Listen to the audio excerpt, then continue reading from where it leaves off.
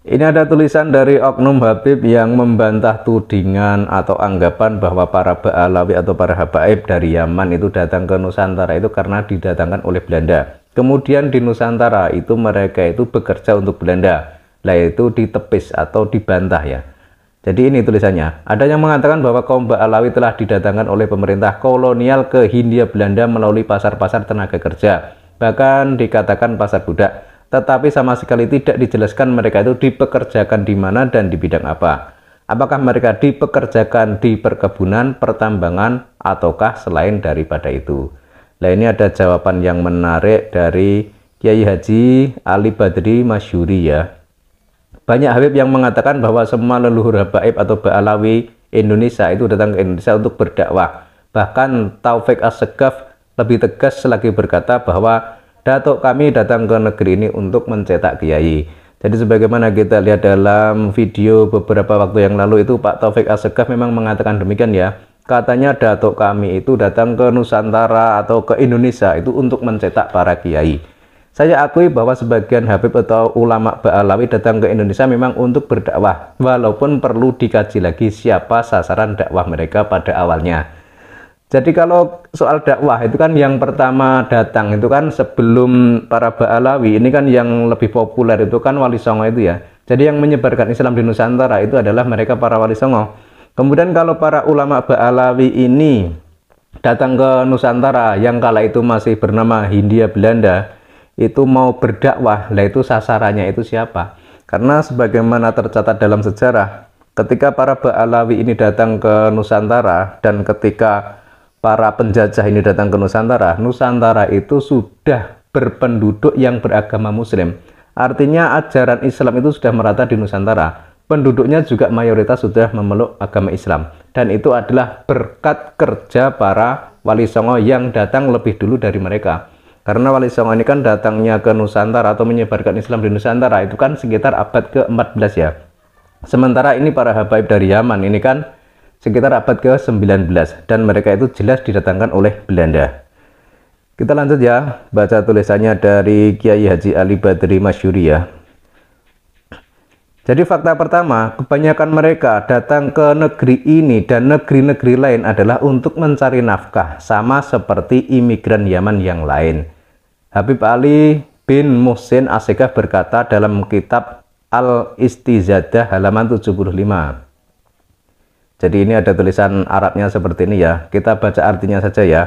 Adapun hal-hal yang menyebabkan imigrasi, maka yang paling utama adalah susahnya mencari penghidupan di Hadramaut dan tingginya peningkatan populasi keluarga Ba'alawi di sana. Saking banyaknya yang bermigrasi, sampai-sampai jumlah keluarga Ba'alawi yang bermigrasi berkali lipat dari jumlah keluarga Ba'alawi yang menetap di Hadramaut. Jadi sudah jelas ya.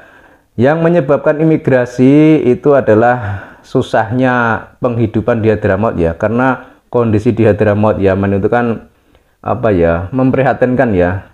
Jadi lahannya gersang, kemudian dalam hal ekonomi juga tidak menentu, makanya mereka itu datang ke Jawa atau ke Nusantara.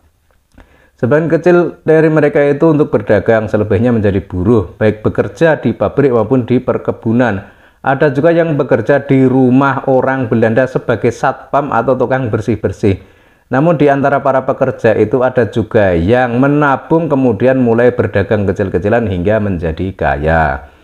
Jadi sudah jelas mereka itu pekerjaannya itu ada yang berdagang, ada yang menjadi buruh, ada yang menjadi satpam untuk orang Belanda, ada juga yang menjadi tukang bersih-bersih dan lain sebagainya. Adapun lapangan pekerjaan saat itu umumnya dimiliki oleh Belanda dan orang Eropa lainnya. Mereka lah yang memiliki perkebunan tebu, terus pabrik gula, perkebunan teh, pabrik kain, pabrik baja, pabrik tegel, dan lain sebagainya. Sedangkan pedagang Arab jumlahnya tidak banyak dan tidak memiliki lapangan kerja yang banyak.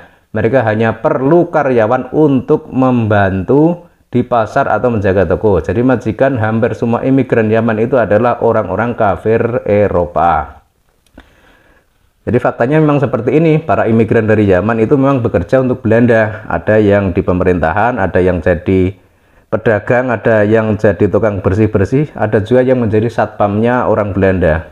Pada abad ke-19 dan 20, Nusantara khususnya Jawa adalah tempat yang sangat menggiurkan bagi orang-orang Hadramaut untuk bekerja mencari nafkah. Sampai-sampai ada syair terkenal di masa itu yang ditulis oleh Habib Muhsin bin Alwi As-Segaf.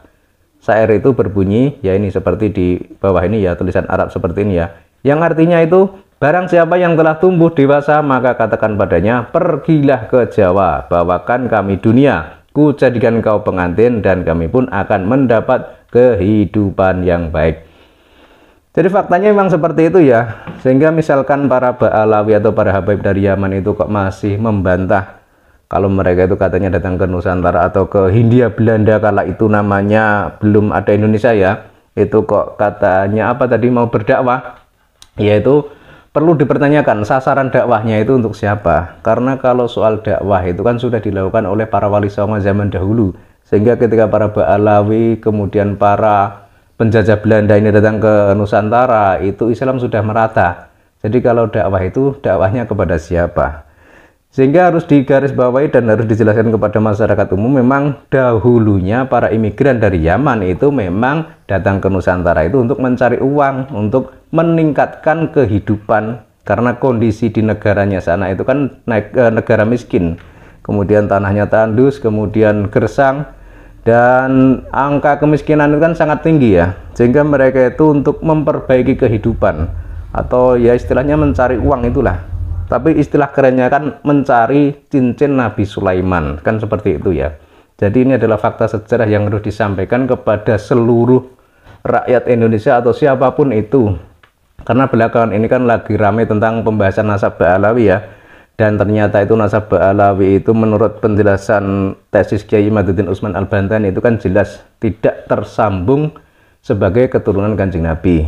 Sehingga harus digarisbawahi juga kalau mereka itu para Ba'alawi itu kok masih ngotot mengaku sebagai keturunan Nabi, ya harusnya bisa menunjukkan bukti bahwa mereka adalah keturunan Kanjeng Nabi. Itu saja. Tapi kan hingga saat ini mereka tidak bisa menunjukkan bukti itu. Itu berarti kajian ilmiah Kiai Imaduddin Utsman Al-Bantani itu memang benar. Jadi memang para Ba'alawi atau para Habaib dari Yaman itu memang bukan keturunan Kanjeng Nabi. Itu kalau menurut pendapat saya.